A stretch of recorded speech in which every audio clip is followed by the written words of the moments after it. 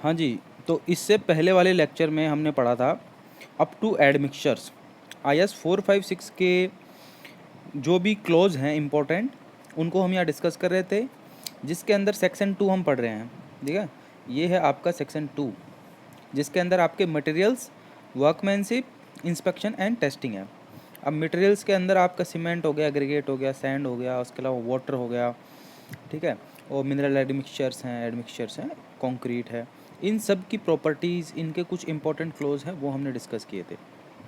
तो last class में हमने अप टू एडमिक्सचर्स पढ़ा था, जिसके अंदर हमने ये देखा था कि जो आपके प्लास्टिसाइजर्स हैं, एडमिक्सचर्स हैं, उनका कितना प्रपोर्शन जो है, आपको कितना percentage with respect to cement लेना चाहिए। ठीक है, तो अब इस वीडियो को कंटिन्यू करते हैं उसके बाद में। तो हमने पढ़ लिया था अप टू, ये आपका आ गया,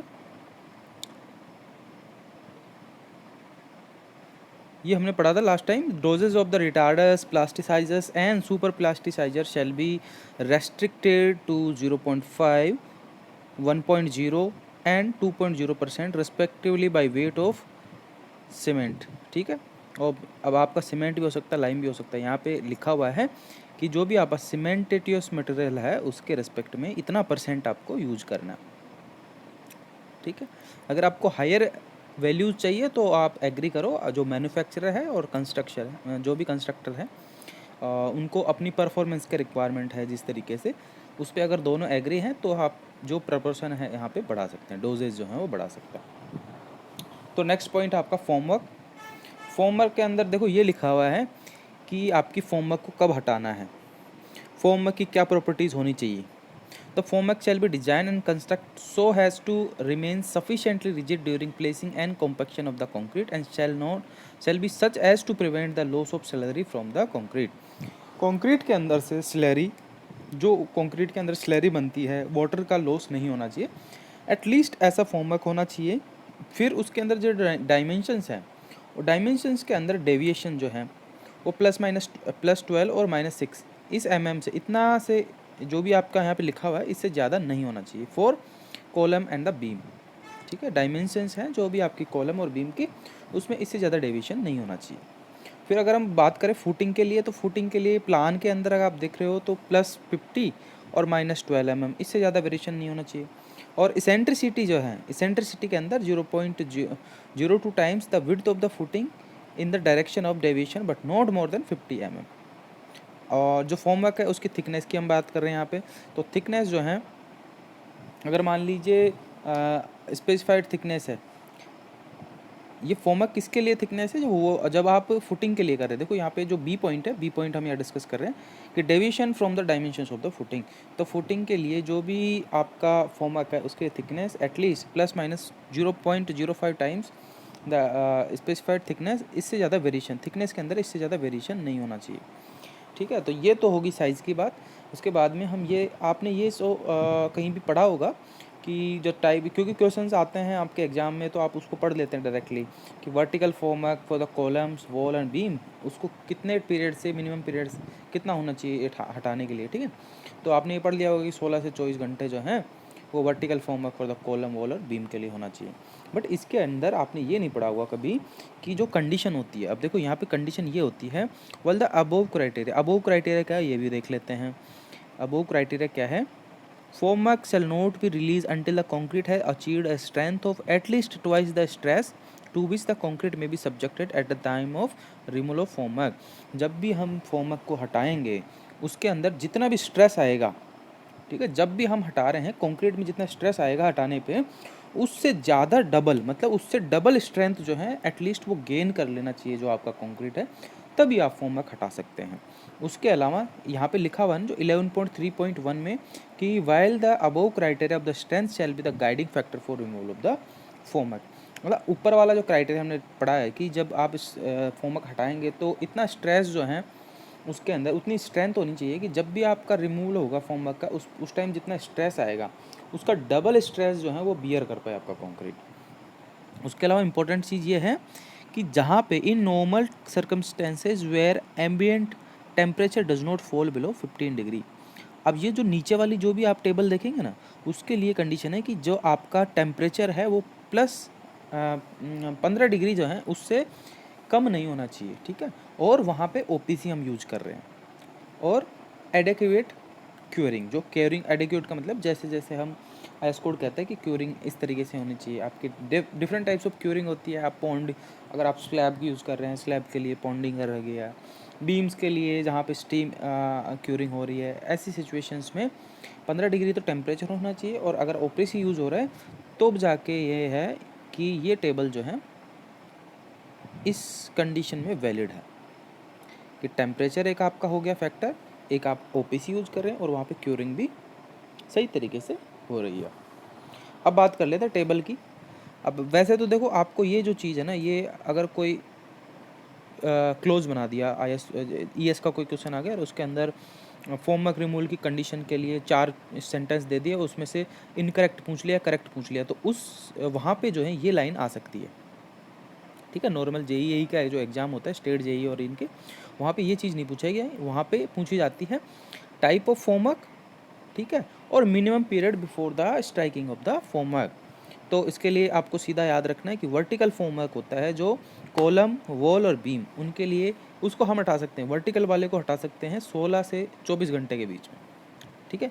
लेकिन जो नीचे वाला जो 100 फीट बोलते हैं, बेस वाला जो है, ठीक है।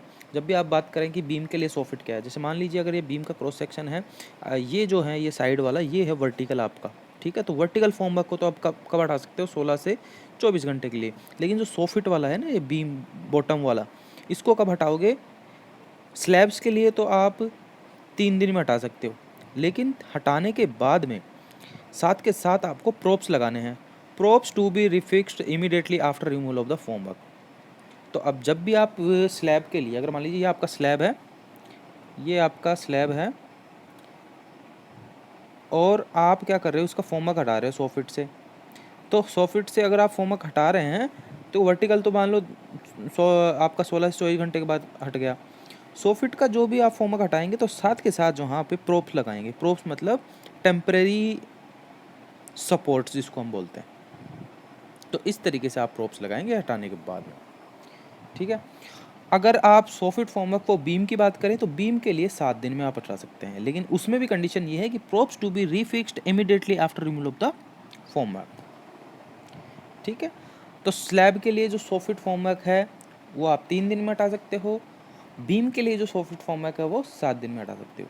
बीम में आपको ज़्यादा टाइम देना है, ठीक है। उसके बाद में props to slab. Props to slab का मतलब जब आपने प्रोप्स लगा दिए, कि आपने पहले क्या किया, वर्टिकल तो 16 से 24 में हटा लिया, अब क्या कर रहे हो आप, 100 फीट वाला हटा रहे हो। तो 100 फीट वाला आपने कब हटाया, 3 दिन स्लैब के लिए और 7 दिन बीम के लिए। आपने प्रोप्स लगा दिए यहाँ पे। अब इन प्रोप्स को कब हटाना है, उसके लिए डी पॉइंट है कि अगर आपका स्लैब का स्पैन अप टू 4.5 मीटर है, मतलब 4.5 मीटर तक का है, तब तो आप 7 दिन बाद प्रोप्स को हटा सकते हैं, ठीक है। और अगर 4.5 से बड़ा है अगर आपका स्पैन, तो आप 14 दिन के बाद उसको हटाएंगे। बीम के लिए प्रोप्स कब हटाना है, कि आपने ये बीम था साइड वाला तो 16 से 24 घंटे के बीच में हटा दिया, लेकिन जो 100 फीट जो फॉर्मवर्क है उसको आपने हटाया और हटाने के बाद में आपने प्रोप्स लगा दिए यहाँ पे। अब इन प्रोप्स को, अगर आपका स्पैन 6 मीटर तक का है तब तो आप उसको हटाएंगे 14 दिन में, और ये स्पैन अगर मोर देन 6 मीटर है तो आप 21 दिन बाद हटाएंगे। तो मैक्सिमम जो फॉर्मवर्क का टाइम है आपका 21 दिन का है। और 21 दिन किसके लिए है, बीम के लिए जो 100 फीट फॉर्मवर्क है उसके नीचे जो आपने प्रोप्स लगाए थे उन प्रोप्स के लिए है। तो वो बीम और आर्च जो हैं दोनों के लिए जो है ये कंडीशन है, ये वाली ई पॉइंट, ठीक है। तो बहुत इंपॉर्टेंट टेबल है, इससे क्वेश्चंस पूछे जाते हैं, इससे क्वेश्चंस बनते हैं, 100% क्वेश्चंस बनते हैं, इंपॉर्टेंट है, ये ध्यान रखो आप, ठीक है। उसके बाद में हम देखते हैं tolerance on placing of reinforcement unless otherwise specified by the engineer in charge, the reinforcement shall be placed within the following tolerance। अब यहाँ पे हम पढ़ रहे हैं प्लेसिंग ऑफ द रेनफोर्समेंट, कि रेनफोर्समेंट को अगर आप प्लेस कर रहे हो उसके अंदर क्या टॉलरेंस हो सकता है। अगर मान लीजिए आपका जो डेप्थ है किसी बीम की वो अप टू 200 mm है या फिर लेस है, तो आप उसके अंदर ±10 mm का टॉलरेंस रख सकते हैं। और अगर डेप्थ जो है वहाँ पे मोर देन 200 mm है तो वहाँ पे ±15 mm का टॉलरेंस रख सकते हैं। कवर में टॉलरेंस है आपका 10 mm तक का, ठीक है, जो नॉमिनल कवर है। मतलब इसमें इतना टॉलरेंस इसलिए दिया गया है, पहली बात तो एक्चुअल जो आपको कवर देना है, मान लीजिए आपको बोला गया है कि कॉलम के लिए 40 mm का कवर देना है, तो पहली तो हमारी प्रायोरिटी ये रहेगी कि हम 40 mm का ही दें वहाँ पे। लेकिन इन रेयर कंडीशन जहाँ पे पॉसिबल नहीं है कि हम 40 mm दे सकें, तो वहाँ पे जो आपका इंडिविजुअल टॉलरेंस और वेरिएशन है वो 10 mm तक का हो सकता है, इससे ज़्यादा नहीं होना चाहिए। 30 mm को वहाँ पे दे दिया मान लो, लेकिन ऐसा नहीं है कि आप 25 mm का, वहाँ इससे ज़्यादा 30 mm से कम आप नहीं देंगे वहाँ पे, क्यों, वेरिएशन जो है आपका टॉलरेंस है वो ±10 mm तक का है। देन जॉइंट्स की बात कर लेते हैं, वेल्डेड जॉइंट्स और mechanical connection. When the reinforcement bar up to 12 mm for HYSD bar and up to 16 mm for mild steel bars are bent aside at a construction joint and afterwards bent back into original position, care should be taken to ensure that no time is the radius of the band shall be 4 bar diameter for plain mild steel और 6 बार diameter for deformed bar। अब इसका मतलब समझो कि जब ऐसा हो रहा है कहीं पे कंस्ट्रक्शन जॉइंट पे, क्या होता है कि आपको जो रेनफोर्समेंट है कुछ इस तरीके से, अब वैसे तो मैंने डायग्राम बना रखा है यहाँ पे, कि जब आप क्या करोगे, यहाँ पे इसको बेंड करोगे, बेंड करने के बाद में वापस bend back to original position करेंगे, तो यहाँ पे बीच में मान लो कंस्ट्रक्शन जॉइंट है, ठीक है। तो यहाँ पे लिखा हुआ है कि care should be taken to ensure that at no time is the radius of the bend, जो रेडियस ऑफ द बैंड है, यहाँ पे बैंड की कुछ रेडियस, यहाँ पे बैंड है, बैंड की रेडियस बनेगी 4-5, ये तो होना चाहिए माइल्ड स्टील के लिए, ठीक है, प्लेन माइल्ड स्टील के लिए, और 6-5 क्या है आपका diameter of the steel HYSD के लिए, ठीक है। तो रेडियस ऑफ द बैंड है, जो बैंड की रेडियस है वो इससे कम नहीं होनी चाहिए, 4-5 से तो अगर माइल्ड स्टील है और 6-5 HYSD से, तो इससे कम नहीं होनी चाहिए, ठीक है। फिर transporting, placing, compaction and curing of the concrete, उसके अंदर क्या आपको इम्पोर्टेंट ये बात याद रखनी है कि ड्यूरिंग हॉट और cold weather concrete shall be transported in deep containers, deep containers में जहाँ पे टेम्परेचर बहुत ज़्यादा हॉट है और या फिर बहुत ज़्यादा कोल्ड है, तो वहाँ पे क्या है कि जो आपके डीप कंटेनर्स किस तरह से काम करते हैं, जैसे आपकी मिल्टन की बोतल काम करती है ना, कि आपका पानी जो है वो गर्मी में अगर आप डालते हो, कोई सी भी सिचुएशन में डालते हो, ठंडा का ठंडा ही रहेगा, टेम्परेचर में वेरिएशन नहीं होगा। तो यहाँ पे भी आपका डीप कंटेनर की तरह, जो डीप कंटेनर है वो इस तरह से काम करता है कि आपका टेम्परेचर, जैसे आपने 25 डिग्री सेट करके कंक्रीट डाल दिया तो वो 25 डिग्री पे रहेगा, बाहर का टेम्परेचर कैसा भी रहो। प्लेसिंग की बात करते हैं। प्लेसिंग में देखो ये HPSC AN में पूछा गया 2-3 बार, और ये जो है ये RPSC में भी क्वेश्चन पूछा गया है directly as a general guidance, ये SSC का भी क्वेश्चन है, ठीक है, और आई थिंक सबको आता होगा क्योंकि SSC का क्वेश्चन तो सब पढ़े होते हैं। As a general guidance the maximum permissible free fall of the concrete may be taken as 1.5 metre, मतलब फ्री फॉल जो है कंक्रीट का, ठीक है, 1.5 मीटर से ज़्यादा, इससे ज़्यादा ऊपर से नहीं करवाना चाहिए, क्योंकि उसमें क्या होता है कि जो आपकी सेग्रीगेशन होता है या फिर हम बात करते हैं ब्लीडिंग है, उसके चांसेस बढ़ जाते हैं। अगर आपको कंक्रीट को प्लेस करना है तो मैक्सिमम जो है आप 1.5 मीटर के हाइट से प्लेस कर सकते हो, उससे ज़्यादा ऊपर से आपको नहीं उसको प्लेस करना चाहिए। कॉम्पैक्शन की बात करते हैं कंक्रीट का, तो कंक्रीट कॉम्पैक्शन के लिए कुछ एक पॉइंट है आपका, fresh concrete should be thoroughly vibrate near construction joint so that mortar from the new concrete flows between the large aggregate and develop proper bond with the old concrete. जहाँ पे आपका construction joint है, construction joint मतलब आज आपने यहाँ पे construction कर ली, आपने यहाँ पे क्या किया, काम बंद कर दिया, अपना काम बंद कर दिया, कल आप आओगे यहाँ पे वापस से काम अपना स्टार्ट करोगे। तो यहाँ पे ऐसा कहा गया कि फ्रोज जो भी आपका फ्रेश कंक्रीट आप डालोगे उसको इस तरीके से थोरोली वाइब्रेट करना चाहिए कंस्ट्रक्शन जॉइंट पे, ताकि जो मोर्टार है, जो आपका नया कंक्रीट डाल रहे हैं, ठीक है, that flows between the large aggregate and develop proper window, जो आपके पुराना जो एग्रीगेट है जो कल आपने यहाँ पे छोड़ दिया था, जो यहाँ पे मान लो आज ये काम अपना छोड़ दिया, यहाँ पे यहाँ के कुछ लार्ज एग्रीगेट्स हैं और आप एक यहाँ पे नया कंक्रीट डालेंगे तो जो कंक्रीट का मोर्टार है ना नए वाले का, वो पुराने वाले एग्रीगेट्स के बीच में जाके अच्छी सी बॉन्डिंग कर ले। तो इस तरीके से वहाँ पे वाइब्रेशंस होने चाहिए। फिर जहाँ पे high share resistance is required at the construction zone, share की में भी प्रोवाइडेड। जहाँ पे अगर ऐसा कंस्ट्रक्शन जॉइंट है जहाँ पे शेयर रेजिस्टेंस, क्योंकि क्या होता है कि आपका कंस्ट्रक्शन जॉइंट पे बॉन्डिंग अच्छे से नहीं हो पाती, कल का है और आज का है, अलग अलग मिक्सचर हो गया ना। तो यहाँ पे जहाँ पे आपको शेयर स्ट्रेंथ की रिक्वायरमेंट ज़्यादा चाहिए होती, फिर हम क्या करते हैं यहाँ पे शेयर कीज प्रोवाइड कर देते हैं ताकि यहाँ पे शेयर स्ट्रेंथ जो है वहाँ पे जॉइंट पे बढ़ जाए। क्यूरिंग के लिए हम बात कर लेते हैं। क्यूरिंग के देखो डिफरेंट, देखो यहाँ पे क्यूरिंग के मेथड्स हैं। मॉइस्ट क्यूरिंग है, उसके अलावा मेम्ब्रेन क्यूरिंग है, स्टीम क्यूरिंग होती है, ठीक है।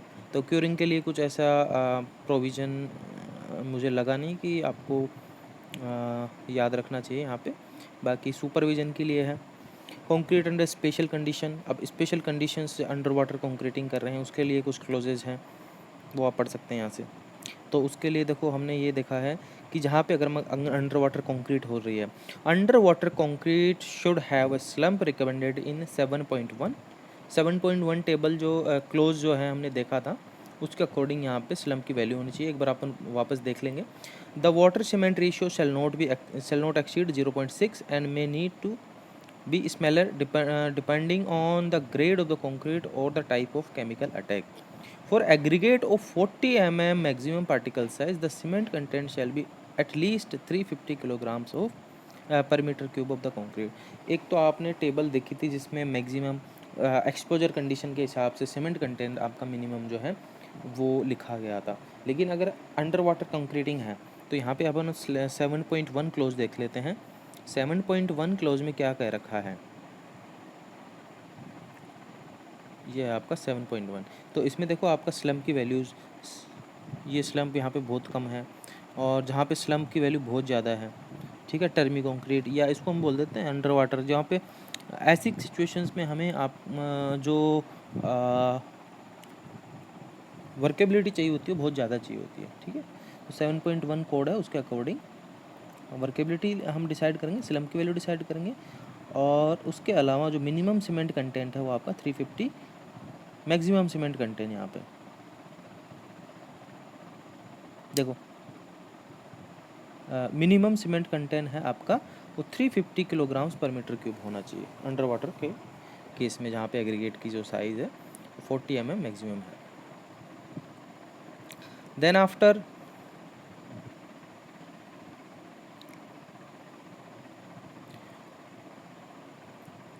हाँ ये भी देखो, ये भी इम्पोर्टेंट है। The minimum frequency of the sampling of concrete of each grade shall be in according with the following. अगर आप मान लीजिए साइट पे इतना काम है कि जो कंक्रीट की क्वांटिटी है वो 1 से 5 मीटर क्यूब के बीच में है, तो वहाँ पे नंबर ऑफ़ सैंपल्स कितने लेंगे आप, एक सैंपल। अब एक सैंपल का मतलब है ये सैंपल लिया, इसमें एक मतलब 3 जो हैं आपके स्पेसिमेंस लेंगे, ठीक है, 3 स्पेसिमेंस बनने चाहिए। तो एक सैंपल का मतलब है आपके 3 एटलीस्ट वहाँ पे बननी चाहिए। देखिए यहाँ पे लिखा भी है at least one sample shall be taken from each shift where concrete is produced at continuous production units such as ready mixed concrete plant। frequency of the sample may be agreed upon mutually by supplier and purchase जो आपका purchaser है। तो 6 से 15 के बीच में 2 होती है, 16 से 30 के बीच में 3 होती है, 31 से 50 के बीच में 4 होती है। और उसके बाद में अगर मान लीजिए जो एडिशनली अगर 50 मीटर क्यूब्स है तो वहाँ पे आपको 4+1 मतलब +1 किसके लिए, जो भी एडिशनली आपका क्वांटिटी ऑफ कंक्रीट हो रही है। फॉर एग्जांपल आपसे ये पूछ लिया जाए कि एक जगह पे कोई कंस्ट्रक्शन साइट है, वहाँ पे 250 मीटर क्यूब का वर्क है, तो यहाँ से हमको कितने सैंपल्स कलेक्ट करने चाहिए। तो 50 मीटर क्यूब के लिए तो आपके हो गए 4, ठीक है। अब आगे आगे जितने हैं आपके 50 के अलावा आपके 4 और बचे, जैसे 100 मीटर क्यूब पे एक और एडिशनल हो गया आपका, ठीक है। उसके बाद में 150 पे एडिशनली एक हो गया, 200 पे एडिशनली एक हो गया, ठीक है, और 250 पे एडिशनली, मतलब 8 आपको मिनिमम वहाँ पे सैंपल्स चाहिए होंगे। तो ये ऐसे क्वेश्चंस पूछा जा सकते हैं आपसे। उसके बाद में test result of the sample, जब भी आप सैम्पलिंग करेंगे वहाँ पे 3 सैंपल ले रहे हैं, तीनों को टेस्ट करें, कंप्रेसिव टेस्टिंग मशीन है, तो इनका जो इंडिविजुअल वेरिएशन है वो ±15 से ज़्यादा नहीं होनी चाहिए। ठीक है, अगर यहाँ पे ±15% से ज़्यादा अगर वेरिएशन हो रहा है तो आपका जो टेस्ट रिजल्ट है वो इनवैलिड है, आपको वापस से जो है टेस्ट करना पड़ेगा नया सैंपल लेके। एक्सेप्टेंस क्राइटेरिया कंप्रेसिव स्ट्रेंथ का क्या है? A concrete shall be deemed to comply with the strength requirement when the both of the following condition are met. पहली कंडीशन क्या है? The mean strength determined from any group of 4 consecutive test result complies with the approximate limit in column 2 of table 11. Table 11 देखते हैं, उसके according जो है आपके जो 4 जो टेस्ट हैं रिजल्ट वो आने चाहिए। इंडिविजुअल अगर टेस्ट रिजल्ट है उसके लिए भी, तो ये तो आपको डिटेल में पढ़ना चाहिए, ये वाला जो एक्सेप्टेंस क्राइटेरिया, इसके लिए अलग से आईएस कोड ने टेबल दे रखी है। बाकी इस पे तो हम एक एग्जांपल लेके और फिर समझ सकते हैं। जो टेबल 11 है ना, ये तो इम्पोर्टेंट है, मैंने पे देखो मार्क कर रखा है, ये इम्पोर्टेंट है कि आपसे ईएस में इस तरीके से क्वेश्चंस पूछे सकते हैं। जेई एग्ज़ाम में तो नहीं पूछेंगे, बट जो आपका बढ़िया लेवल की एग्ज़ाम होती है, कोई असिस्टेंट इंजीनियर होगी या फिर आपकी कोई यूपीएससी वाली एग्ज़ाम्स होगी वहाँ पे, तो इंडिविजुअल जो हैं यहाँ पे देखो, मान लीजिए mean of the group of 4 non overlapping consecutive test result, यहाँ पे देखो या तो plus FCK plus 0.825 plus into established standard deviation. तो स्टैंडर्ड डेविएशन अकॉर्डिंग टू हम पहले देख चुके हैं कि स्टैंडर्ड डेविएशन की भी टेबल है आपके पास, तो या तो ये और ये दोनों जो हैं ये फुलफ़िल करने चाहिए एक्सेप्टेंस क्राइटेरिया, ये आपका। तो इसको बस आप देख लेना खुद से, क्योंकि इसको यहाँ पे डिटेल में, इसके लिए तो एक अलग से वीडियो बनाया जा सकता है जिसमें एक हम एग्जांपल ले लें कोई एक ग्रेड का, और उसके अकॉर्डिंग हम यहाँ पे डिस्कस कर लेंगे किस तरीके से हम कंक्रीट को एक्सेप्ट करते हैं कंप्रेसिव स्ट्रेंथ के लिए। फ्लेक्सुरल स्ट्रेंथ की बात करते हैं। The mean strength determined from any group of 4 consecutive test result exceed the specified characteristic strength by at least 0.3 newton per m square. जो नीचे टेबल में भी यही चीज़ लिखी हुई है, ठीक है। The strength determined from any test result is not less than specified characteristic less than 0.3 newton per m square. ये चीज़ देखो, ये टेबल में सब कुछ चीज़ें लिखी हुई है।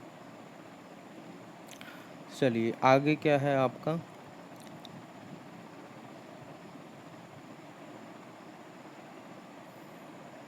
हाँ जी, लोड टेस्ट, इसको हम लोड टेस्ट बोलते हैं। The structure should be subjected to a load equal to full dead load.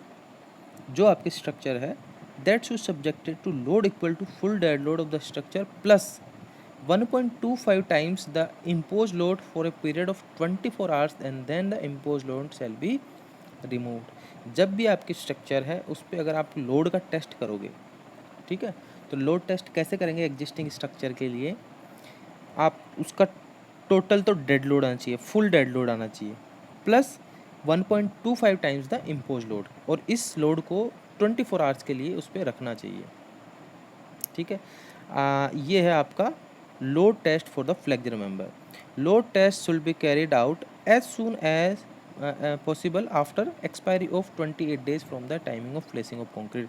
जब भी आप कंक्रीट प्लेस कर रहे हैं, कंक्रीट प्लेस करने के 28 दिन बाद के बाद में ये जल्दी से जल्दी आपको टेस्ट परफॉर्म करना है। और कैसे परफॉर्म करेंगे, फुल तो डेड लोड आना चाहिए प्लस 1.25 टाइम्स जो है आपका इम्पोज लोड आना चाहिए, और ये जो लोड है टोटल, उस लोड को आपको 24 आवर्स तक के लिए रखना है वहाँ पे। अब डेड लोड का मतलब है, dead load include self weight of the structure member plus weight of the finishes and wall और partition if any as considered in the design, ठीक है। जो इम्पोर्टेंट आपकी बिल्डिंग्स होती है, इम्पोर्टेंट स्ट्रक्चर्स होती है, वहाँ पे हम ये लोड टेस्ट करते हैं फ्लेक्सर मेंबर्स के लिए। फिर उसके बाद में डिफ्लेक्शन की बात करते हैं। अच्छा, जब भी हमने लोड टेस्ट किया तो लोड टेस्ट के बाद में जो रिजल्ट आते हैं उसको हम यहाँ पे देख रहे हैं कि the deflection due to impose load only shall be recorded. जो भी फ्लेक्सर मेंबर के अंदर डिफ्लेक्शन हो रहे इम्पोज लोड की वजह से, उसको हमें रिकॉर्ड करना है। If within 24 hours of the removal of the impose load the structure does not recover at least 75% of the deflection under superimpose load, the test may be repeated after a lapse of 72 hours, and if the recovery is less than 80% the structure shall be deemed to be unacceptable. देखो load test जब आपने किया तो आपने क्या किया कि एक तो उसके लिए ये किया कि उस पर आपको डेड लोड, फुल तो dead load plus 1.25 times impose load ये लगा के 24 आवर्स तक रख लिया, ठीक है।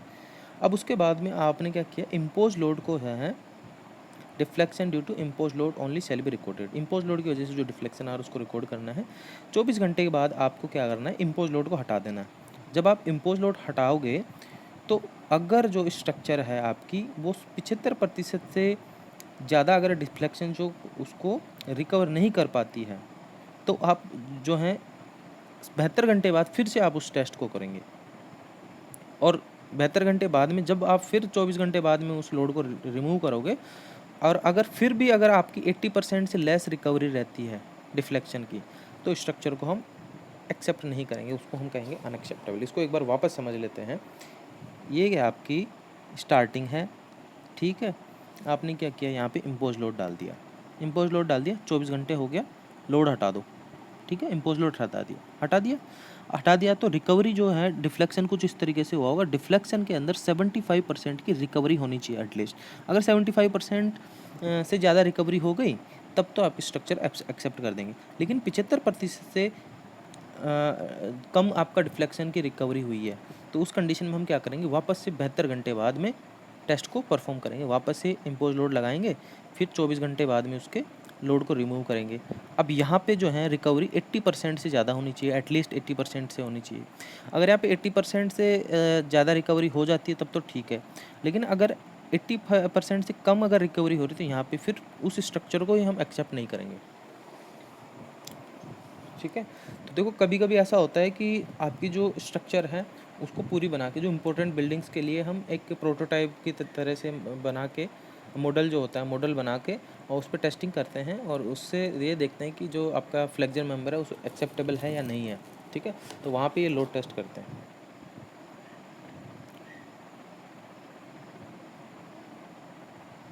फिर यहाँ पे देखो, if the maximum deflection in mm shown in under 24 hours under load is less than, this is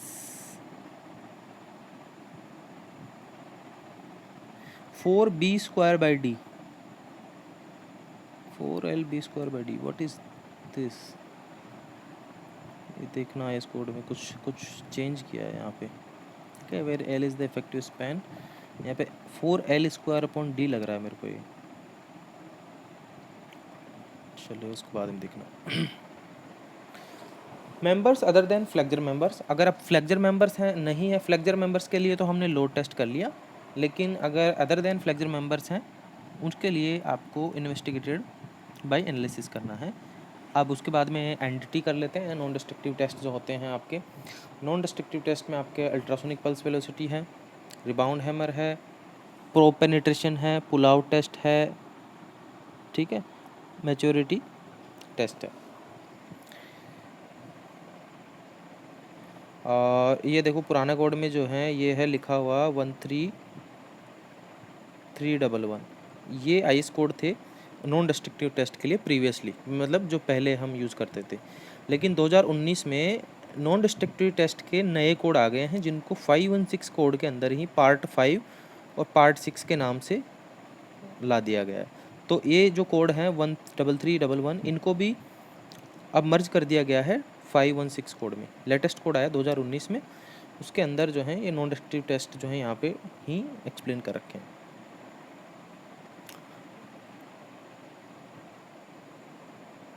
तो ये हटा देना, नॉन डिस्ट्रक्टिव टेस्ट के लिए 13311 नहीं यूज़ करते, ठीक है। तो ये हो गया आपके टोटल मटेरियल्स, ठीक है।